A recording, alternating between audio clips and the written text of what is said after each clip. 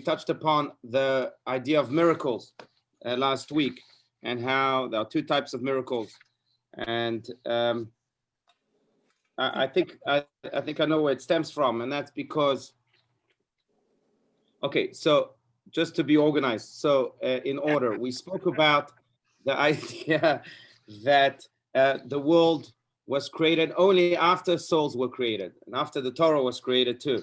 Therefore, souls are not confined to this world. They're not confined to the limits of this world, to the boundaries of this world. They can break those boundaries when God thinks that they should.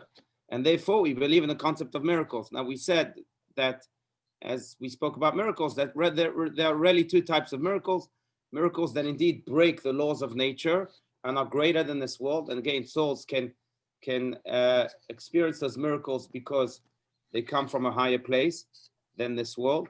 But there are also miracles that we have to open our eyes to each and every day, like us waking up this morning, like the sun rising, or just like the fact that we're breathing, reminding me of the Talmudic statement that paraphrases King David's very last verse of his entire book of Psalms. His very last verse is Kol HaNeshamata Hallelujah, Hallelujah, that all the souls will praise you, Hallelujah. May God be praised. And the Talmud says, Al tikri kol ha-neshama, ela kol ha-neshima. Don't say that every soul should God, but with every breath that you take, that you should praise God. You should praise God for every breath you take. That's where Sting got it from. He's a police, right? Every breath you take, well, he got it from the Talmud. You should know. So on every breath you take, so okay, and let's continue here at the bottom of page 131, like you just said, Margot. Yes. Where exactly? It is said here that the Torah, the last paragraph. Okay, the last paragraph. So why don't you continue to read? Go ahead. Okay. It is said here that the Torah and the commandments derive directly from the divine Chokhmah and are therefore higher than the soul. However, in chapter 2, it says that the soul too derives directly from the divine Chokhmah. Okay, so let's continue. Yeah, 132. Okay, Rabbi Shmuel Grunyam offers the following explanations. First, the soul indeed originates as a generation of the divine Chokhmah. However, as it passes through the Seder HaHishtalshelut, chain of evolution, see chapter 6, it undergoes a series of metamorphoses as it descends from the world of emanation through the worlds of creation and formation to the world of action, where it is invested in a physical body. It is now a creature with a character and physical self. Regarding the Torah and mitzvot, the reverse is true. The divine will is that the mitzvot be observed on physical earth. So it is in the world of action that the Torah is most synonymous with the divine Chokhmah. Hence, the soul, as it exists in the physical world, is in a state of descent and distance from its source, and achieves connection with God by enclothing itself in thought, speech, and deeds of the Torah. Okay, so maybe the better metaphor, I know it's a metaphor that's used by the author of the Tanya himself, so I'm going to use it in order to explain all these deep Kabbalistic concepts. But a child is created through the brain of the father that eventually gives birth to the sperm, that eventually meets the egg cells of the mother, and that's how the embryo is created, and then embryo becomes a fetus, and as we all know, becomes a child. Now, by the way, I'm not going to deviate in that path, but that's why there are many laws that pertain to marital relationships. And the laws basically emphasize the idea that one needs to be careful about what he or she thinks during those moments of sexual intercourse, because the baby that is eventually created from that intercourse comes really from the mind. Now, same year, I'm using this example simply because that's the example that Rabbi Shneur Zalman of Liadi, the author of the Tanya, uses in a different place. And that is that, again, we come from the chokhmah of God, from the wisdom of God. What does that mean? Basically, we like those children that come from the minds of their fathers. They come from the chokhmah of God. That's where they created. God thought of the Jewish people. He thought of this creation. He invested his mind in creating it. and eventually the Jewish people were created. That's where, and we'll get back to it, but that's where the souls come from.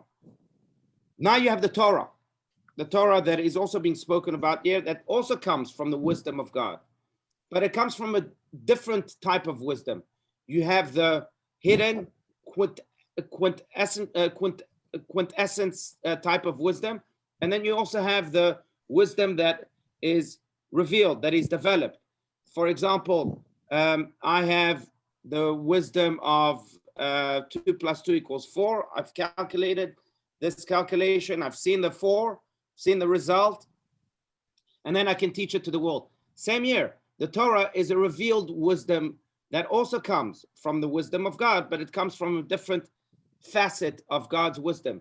I would differentiate the two by saying that the souls are from God's inner wisdom, and the Torah comes from God's outer wisdom. They both come from the mind. They're both facets of the mind, but they are different parts of the mind. And therefore, just to continue on this Kabbalistic concept, I know it's a little bit profound here, but therefore, the way we can connect with the Torah is with the outer world also, because that's where the Torah essentially comes from, the outer wisdom, which is directly connected to the outer world. What's the outer world? Action. Action. I have to use the outer world in order to do God's mitzvot, to do God's good deeds. That's how I connect to the Torah. How do I connect to the inner world?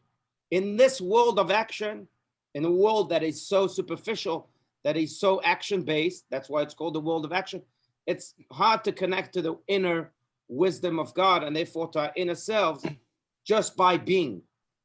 In the heavens that exists, the souls don't have to do anything. Just by being, they're connected to God. But in this world that is oriented towards action, that is physical, that is an outer world, the only way we can trigger that inner connection is by doing Torah, by doing that outer, by engaging ourselves in that outer world.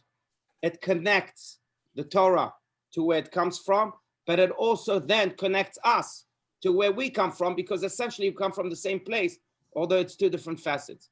I hope this was clearer than what we just read. Maybe I should have just stayed quiet, but I know, Ronnie, you were raising your hand, so I want to. I wasn't raising my hand, but I do have questions for you. Go for it. Yeah. Go for it. First, the animal soul, the godly soul. We all have them. Yeah. But is not my animal soul and my godly soul different than your godly soul and your animal soul? That's a great question. We all have them, just they wire differently. My animal soul has different animalistic desires than your animal soul. And my godly soul has a different mission than your godly soul. So essentially they are the same, but they are wired, or maybe they are channeled differently. Understand what I'm saying? I do understand what you're saying. And I find that souls, and let's move the animal soul to the side, and let's just look at the godly soul that we had. Right. And you also said the only way to get to it is through Torah. Right. And I would challenge that, and I don't have the challenge, but I would challenge that to say the only way. There are many ways, I think. Right. So what do I mean by Torah? And what I didn't say that. The Rabbi Shneur Zalman V'Liadi says that. What does it mean by Torah? So the only way. What is Torah? Torah is not just giving tzedakah. By the way, as a side note, fascinates me because if you ask Jews the average Jew, what the values of Judaism are, in most cases they'll tell you tzedakah, and they'll name all sorts of other social justice things, which, by the way, is not uniquely Jewish. And it might be part of Judaism, but it's not a uniquely Jewish value. Tzedakah is one of the 5 foundations or pillars, as they call it, of Arabs, of Islam. They call it even tzedakah. They call it the same word. But so it's not uniquely Jewish. Uniquely Jewish values are, for example, Shabbat, keeping kosher and other things. But in any case, so what is Torah? It's not just those uniquely Jewish values, but Torah is really being, the Torah is the language of the soul, so to speak. I would say that. And the soul, just like we can only express ourselves with a specific language, so too, the soul can only express itself with the language of the Torah. Now, the question then is, what is the language of the Torah? The language of the Torah is a language that is divine. And what this means is that it demands of man to be more than himself, to elevate himself from his materialistic sphere to a spiritual one. That is what the Torah is.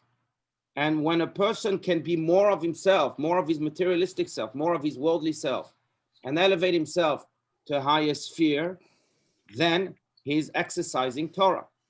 Then he's giving his soul that language of expression. Now, there are many ways to elevate yourself from this materialistic world. One way is indeed tzedakah. One way is indeed to put on tefillin.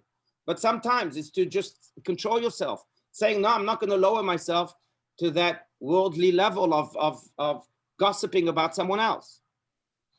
Self-control, controls that worldly self and elevates us to a higher realm. So I would say that's what Torah is, giving the soul its language. And because the soul is divine, the language therefore is divine. And what divine means is that it's higher than this world. And it's in a way elevating the person from this world to a heavenly sphere. Now, I know it's very, very general, but I left it general purposely because, again, there are many ways to reach that elevation. Does that? It's a beginning. It's a beginning. Okay. This is a subject that is worth right. Absolutely.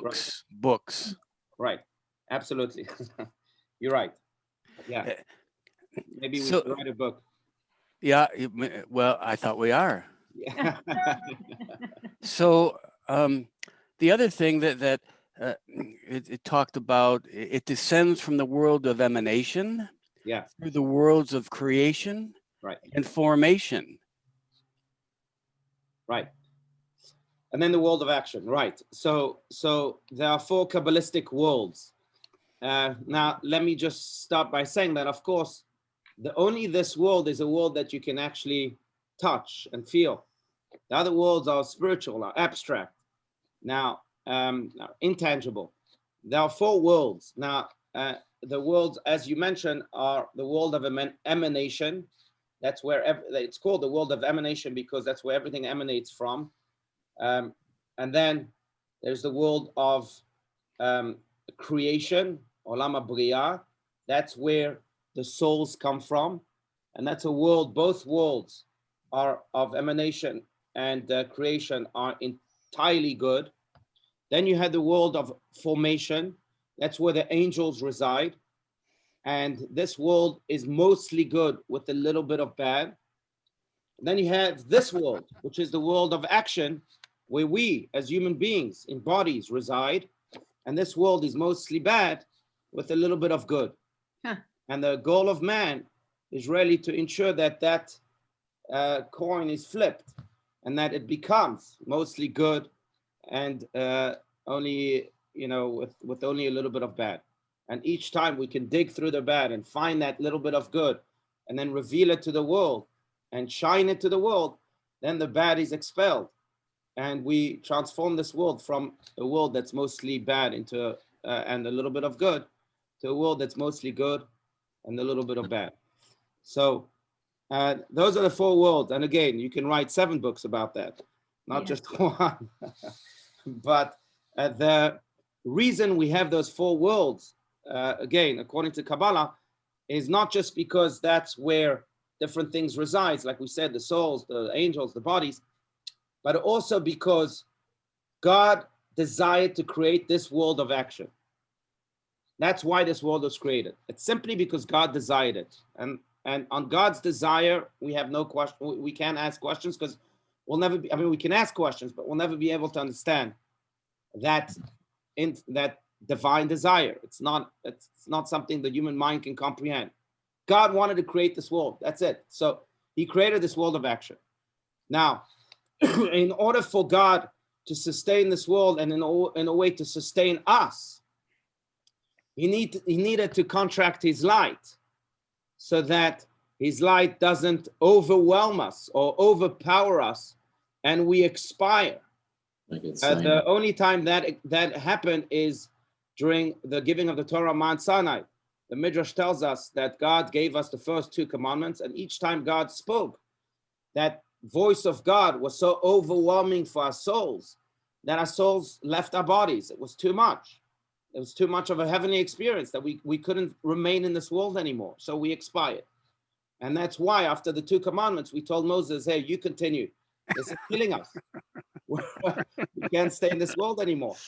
And Moses then continued. That's the Midrash. But in order for us, therefore, to remain in human bodies and to indeed deal with this material world that conceals God's light very much, God had to contract his light. And these 4 worlds are his channels of contraction. The world of emanation has much greater light than the world of God's light, I'm talking about, than the world of creation that comes afterward, than the world of formation, and the world of action. This whole idea in Kabbalah is called the idea of tzimtzum, which means contraction. Where God had to contract his light. And therefore, these 4 worlds also. The world of action, we know, is what God desired, but God said, I can't just dwell there. It's going to melt away. So I'm going to have to create these other worlds in order to contract my light slowly but surely until this world can actually exist with all of its concealment, all of its materialism. I mean, the example that is used, it's not a good enough one, but still will help us understand this idea of tzimtzum, is an example of electricity. You have the power station and you have the electricity as it is wired all the way to the light bulbs here in this room. If I had the power station in my room, I wouldn't be speaking with you. This room wouldn't exist. It'd be too much electricity. So it had to be contracted in order to then give me light in this light bulb. Same here with God, of course, in a more spiritual and more profound way.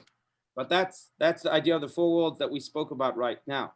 Now, what's interesting is this, and reconnecting this to what Rabbi Stern is saying here in his commentary, and that is that as much as God's light is contracted in this world, and it's a very beautiful and profound idea, even though God is very much concealed in this world. By the way, this is why this world in Hebrew is called Olam. The world is called Olam in Hebrew. Olam in Hebrew doesn't just mean world, but it also means concealment. It comes from the word lit'alem, to conceal.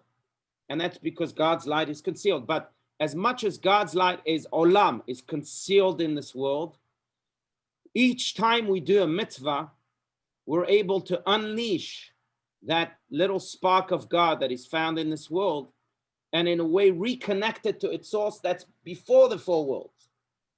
So we have the power in this world to really experience the God that exists way before that really dwells, the God that's limitless, the God that dwells in his throne of glory, so to speak. That's another Kabbalistic term that's used, that exists before the 4 worlds. And that's why, by the way, there's a halakhic implication to this. That's why this morning I have an unveiling in the cemetery, but I'm going to have to tuck in my tzitzit. We may have spoken about this before. Why do I have to tuck in my tzitzit? Because the souls that I'll encounter in their graves there are jealous when they see me performing a mitzvah or another Jew performing a mitzvah, because they can't do it up there. But why would they be jealous? They're in the heavenly world. So what? You're in a better place. And the idea is, according to Kabbalah, is that no, they might be in a heavenly place, but they can achieve that connection with God that we can achieve here below. There's no action. They can't do action. That's right. Through the mitzvahs, through the actions, right? So I have to tuck in my mitzvahs, not to make them jealous, so that they won't be jealous of that connection that we have the merit to do here in this world. We underestimate it. But each time we do a mitzvah, we're connecting to God himself, not to the God in the world of emanation or creation or formation, to God himself. And it can only happen in this world that is it's so concealed. But each time we do a mitzvah, we really are touching infinity. And that's really the beauty of what Rabbi Stans is saying here. And that's why, I mean, if we knew the power, if we really knew this power of mitzvahs, we would be doing them all the time. All the time. Why don't we? What is stopping us? And I don't want to use the word us. Right. What's stopping me? What's stopping you? What's stopping that person and that person? And is it the animal soul? We're human. I'll tell you what Rabbi Levi Yitzchak Berditchev used to say, was the advocate of Israel. And they found him shouting at God on Yom Kippur, saying, God, you're not right. It's your fault that we've sinned. Because you created the world in such a way that the material world we see and touch, and it speaks to us. The spiritual world we can't see. So obviously we'll fall into its traps. But if you had created the world in the opposite way, where it was the spiritual world that we can see and feel, and the material world was concealed, I promise you, every one of us would have never sinned. Every one of us would have been connected all the time. So God, it's your fault. It's the way you created the world. So in a way, that's why. According to, again, this little anecdote, Rabbi Levi Yitzchak Berditchev, unfortunately, we're born in such a way, young kids, they love to touch things. You put your little finger, right? Jordan will tell you, in baby's fist, and they'll immediately want to close on it, because we need a touch, we need a feel. We need to use our bodies. But as we grow older, we realize, gosh, that's not the world that we thought counted. There's another world that counts so much more. And sometimes it's too late. Sometimes it's not. Now we have this awakening. I can tell you that Rabbi Steinsaltz told me very interestingly, just before his stroke, we had a whole conversation about this. And he told me that he has this utmost belief that every single Jew is on a trajectory of teshuvah, of returning really to his true self and opening up his eyes, so to speak, right to that spiritual world that Rabbi Levi Yitzchak Berditchev was speaking about. Unfortunately, some people die too soon. But, the Chafetz Chaim, Rabbi Yisrael Kogan of the beginning of the 20th century, who's known for his book about the laws of Lashon Hara, of gossiping, of the evil tongue. But he writes that life is like, what did Forrest Gump say? Life is like a chocolate box. Well, he used a different metaphor. Life is like a postcard. And I asked him, what do you mean? He said, well, remember the days we used to write postcards? He said, at the beginning, you think you have all the room in the world. So you write with big letters. And then you start reaching the end and you think, gosh, I have no room left for all that I wanted to write. So you write in smaller and smaller letters. Eventually you go to the edges and you try to squeeze everything in. Same here. At the beginning, we live life as if we have all the time. I'll get to the spiritual world someday, sometime. I'm not interested in it. Then you get to the end and you start realizing, gosh, I have not much time left. I better squeeze in everything that I wanted, all these spiritual aspirations. Or maybe that's another way to look at it. But the real answer, like you said, Ronnie, is only we know. We as individuals know. Why is it taking so long for me as an individual? Only I know that answer. It was a Lincoln who said that you can't fool the world all the time. At one point, you have to own it and say, well, I have to take life seriously. I don't have much space left in that postcard. That's a good question. Good question. Yes, Jordan. Yes. What is the little bit of bad that resides in the world of the angels? What is that all about? That's a great question. So we said, yeah, that's right. In the world of formation, Olam HaYetzirah, there's a little bit of bad. So that little bit of bad really relates to the bad angels, because you have good angels and you have bad angels. And the bad angels are not bad in essence, but God gives them sometimes bad missions or missions that are negative to carry out. Like the angel of death, for example. That's not a good mission, but it's a mission that's necessary in the eyes of God. And that angel of death resides in a world of formation. We just learned about it a few weeks ago, right? In the portion of what was it, Vayera? Yeah, Lech Lecha Vayera, where God sends an angel. Yeah, Vayera. God sends an angel to destroy the city of Sodom. Now, is that a good mission? I don't know. It's destroying God's world. We shouldn't be happy about it. I remember that in 1982, it's a political discussion, but I reread this on Shabbat during the War of Lebanon.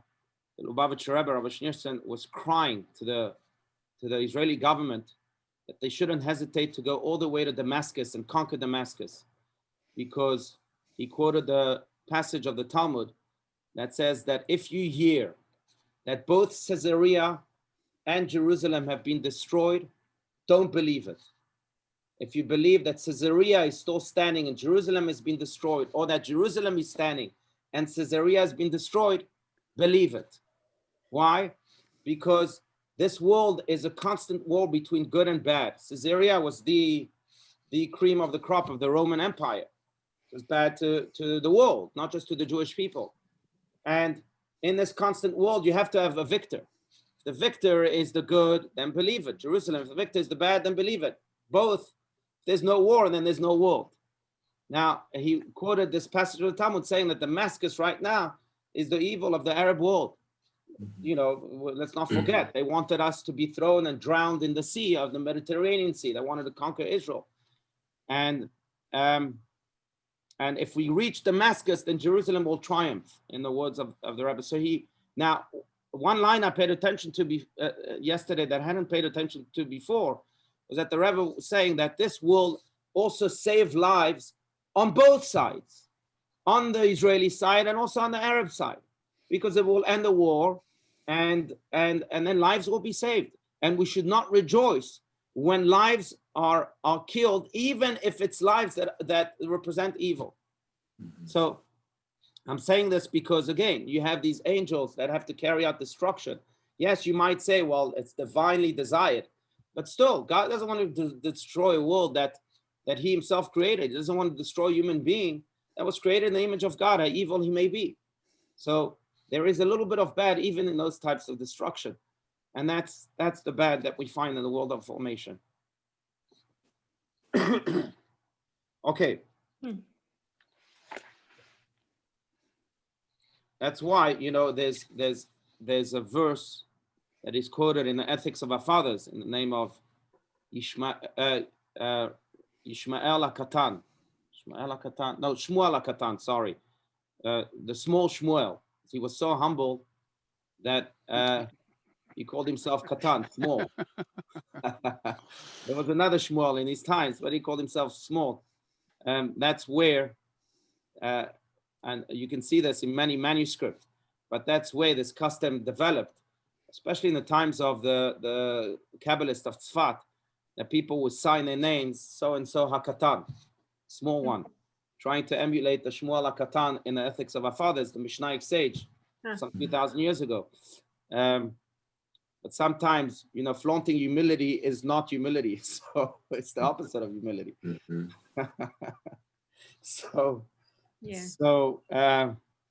Anyhow, but Shmuel HaKatan quotes the verse that says, Bin pol oyivcha al tismach, uvi kashlo al yagel libecha.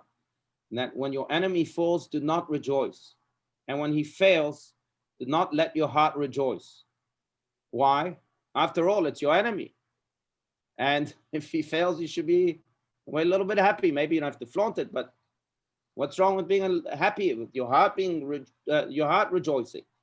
When your heart rejoices, it usually means that you're not showing it to the world. It's inside, you're rejoicing. What's wrong with that? And as the commentaries explain, that's because there is a piece of God in him. Even if he's your enemy, it's created in the image of God. And him failing means that his divine mission is also failing. And we shouldn't rejoice at that. And if you want to go deeper, and other commentaries, well, there's many commentaries to that, but that's in the context of what we're speaking about. I mean, other commentators are saying that's because also that you should be self-oriented, not other-oriented when it comes to judgment. When you judge yourself. When it comes to time, you should be other-oriented. Why not rejoice? Because it gives him an opportunity to light up his godly soul, because his mission was maybe evil, and now he has an opportunity to push that aside or let it go and light himself up and join. Yeah, his but you being his enemy means that he's not going to be receptive to you. He's going to interpret that as you being vindictive, maybe. So and so all we can do is do another mitzvah and love him. What else can we do? Yeah, not rejoice in his fault. Right. Yeah. And love him, or maybe, like you said, maybe eventually help him if he's open to. Often they're not open. You know, if you have a feud with a person, they're not open emotionally, psychologically. They're just not open to receiving your help. Right. So yes, then you can retreat to just loving him. Yeah. Okay. William, we can't hear you. You have to unmute yourself. There you go. There was a joke that Hitler was going to die on a Jewish holiday because the day he dies will be a Jewish holiday. I think that's an opportunity to rejoice too. Okay, so fine. So the question is, how do you define that enemy that Shmuel HaKatan quotes, right? Oyivcha. Now some say it doesn't say Oyivchem, your enemy, in plural. In other words, the entire Jewish people's enemy. Maybe then you can rejoice. But if it's personal feuds, then you shouldn't rejoice. Yeah. So we rejoice on Purim. That's right. We rejoice on Purim. That's a different type of enemy. Yeah. And on Purim we also rejoice, not so much because Haman fell, but because the extermination of the Jewish people was overturned. Right. Now, Haman was maybe a part of it, so fine, good for him. If Haman had transformed his heart and become an advocate of the Jewish people, would have been just as happy. Purim would have still remained Purim. What would we do without our enemies? Live. What would we do? Because it brings us closer, I think brings us closer to God. And if we don't have enemies, we don't have a reason to be close to God anymore. That's right. I don't know about that. In a way, it's true about challenges, right? Challenges make us grow more than anything else. And that's a beautiful way to look at enemies, that they are there. Like my father said, and I've quoted this before, he's an aeronautical engineer, that the only way a plane can fly is if it has opposing winds blowing against it. Then it can fly. Same with life. But we also ask God not to make those challenges too difficult, those enemies too, because we say to God, you know what, we'll grow, but we have to keep our side of the deal. We'll grow without your challenges. Right. But we have to keep our side of the deal to continue to grow, even though we are not faced with challenges and with enemies.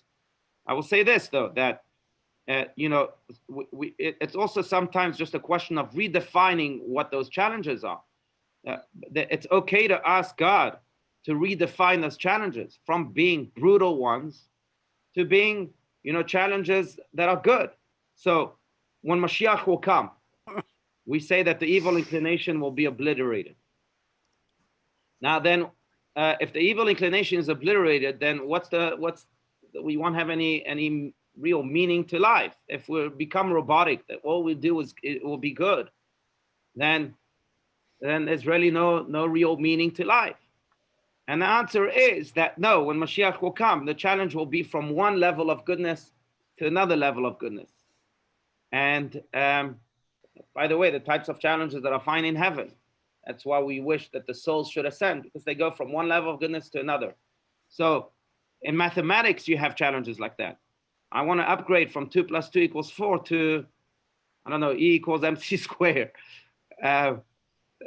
That's upgrading from one challenge to another, one good challenge to another. So we can ask that in life too, that God gives us different types of challenges, but all should be good.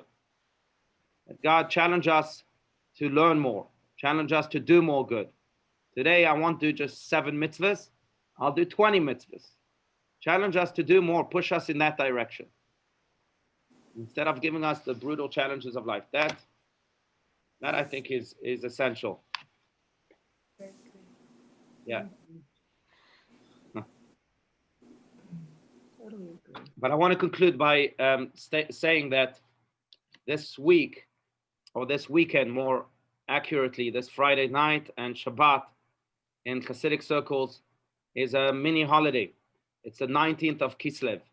19th of Kislev is the day in which Rabbi Shneur Zalman of Liadi, who's the author of the Tanya, was released from jail after being imprisoned for preaching Judaism, the communist Russia, and him facing the death sentence. And eventually, after 53 days of brutal torture, he was released, which was unheard of at the time, released and became completely free. Rabbi Shneur Zalman of Liadi saw that whole experience that he had in a very heavenly way. And he said that maybe he was imprisoned because up there in heaven, they were against him teaching the secrets of the Torah, secrets of Kabbalah, Tanya. And there were many forces up there in the world of formation that, again, we find some bad angels up there that were saying, God, the world is not ready for this yet. You can't let Rabbi Shneur Zalman of Liadi do this. And there was a whole commotion in heaven. That commotion lasted 53 days. After 53 days, the good angels became victorious. And they said to God, no, side with us. And God sided with them. And they allowed Rabbi Shneur Zalman of Liadi to then release all of his Torahs, all of his teachings to the world. And then he wrote the Tanya. The Tanya has 53 chapters. Some say correspond to those 53 days he was in jail. But the 19th of Kislev, which is coming this weekend, is really what enabled us to study each and every Sunday the Tanya. Because again, Rabbi Shneur Zalman of Liadi saw his release from jail and his freedom as a gushpanka, as an authorization from the heavens that he should not only continue to teach, but he should do everything in his power to ensure that these teachings are spread to the four corners of this world. And we're helping Rabbi Shneur Zalman of Liadi do this even here in Scottsdale, Arizona. So it's a special holiday for us too this coming weekend, and we should continue to learn and spread his teachings that are so nurturing to the soul, from strength to strength, Michael El Chael, as we always say.